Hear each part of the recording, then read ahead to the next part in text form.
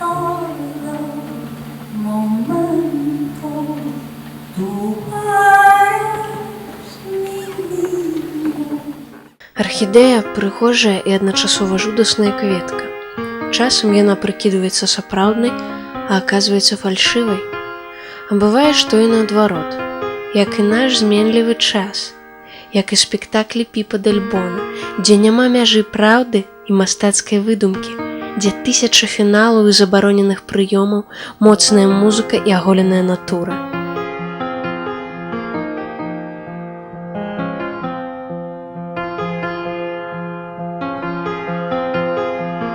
Дзе акцёры ў першую чаргу людзі.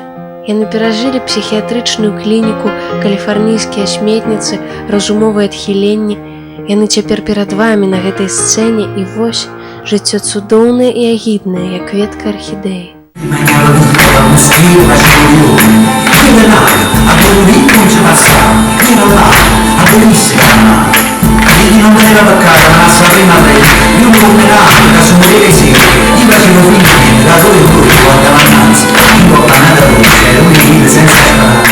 Вы ведаеце, што багамол прыкідваецца прыгожай архідэяй, каб прывабіць ахвяру.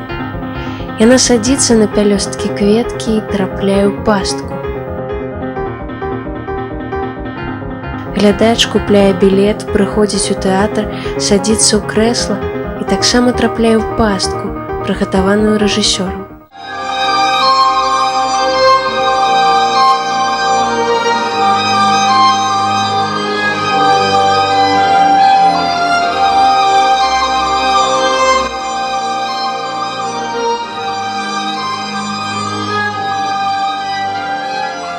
Дель Боно бязлітасны ў сваёй шчырасці, яму ўсё роўна, што не кожны гатовы да таго, што перад ім будзе не тэатральнае прытворства, а смерць у дакументальнай рэальнасці.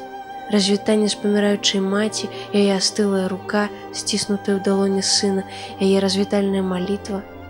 А потым сын будзе ўрывацца на сцэну, нібы да Бога, баяцца, што спазніўся, танцаваць, плакаць, прасіць, каб абавязкова была зорка. Каб можна было спыніць час і людзей, якія нас пакідаюць. Six ships all out on the sea, 7 more upon dry land, 110 more brave sailormen, be at your command.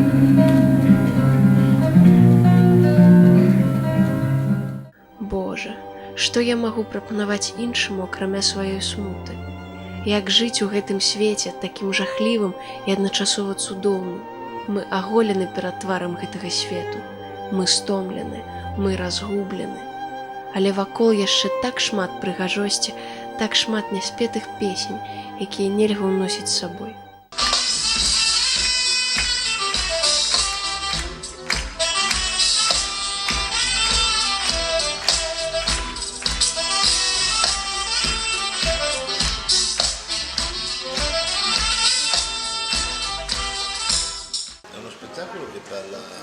Мой спектакль кажа на шматлікіх мовах, на мове тэатра і харэаграфіі, музыкі і кіно. Разнастайнасць моў дапамагае распавесці пра наш час таму, хто не ведае, які ён складаны, хто не ведае, што такое час вайны, барацьбы, ці ёсць магчымасць міру і змен. У аснове спектакля таксама ляжаць мае асабістыя перажыванні, маё палітычнае і сацыяльнае жыццё. Безумоўна, мова тэатра вельмі важная. У маім спектаклі ёсць вельмі важныя элементы, якія адсылаюць да вялікіх шэдэўраў тэатра, такіх як Рамея і Джульета Шекспіра, Вішнёвы сад Чэхава, У чаканні Гадо Бекета. То бок у ім досыць элементаў, якія з тэатра прыйшлі і ў канчатковым рахунку да тэатра і прывядуць да тэатральнай драматургіі.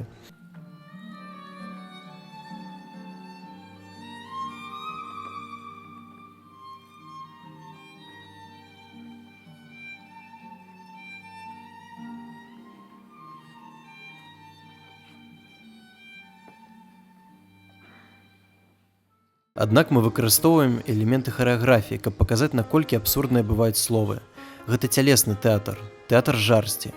Ён створаны не толькі для інтэлектуалаў. Таксама важная музыка, то бок мова музыкі. У цэлым, мне цікава рабіць тэатр для тых, хто яго не любіць.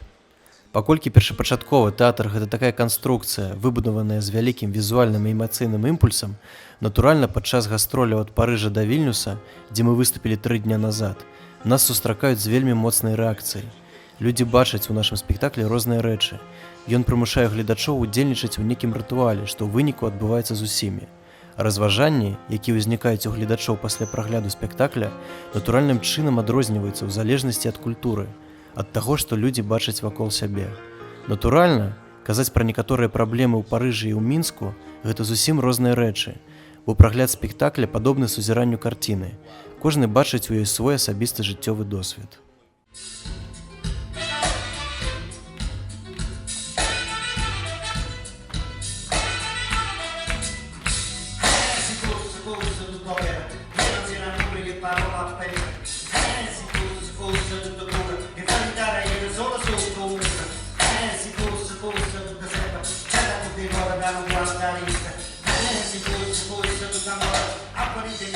I'm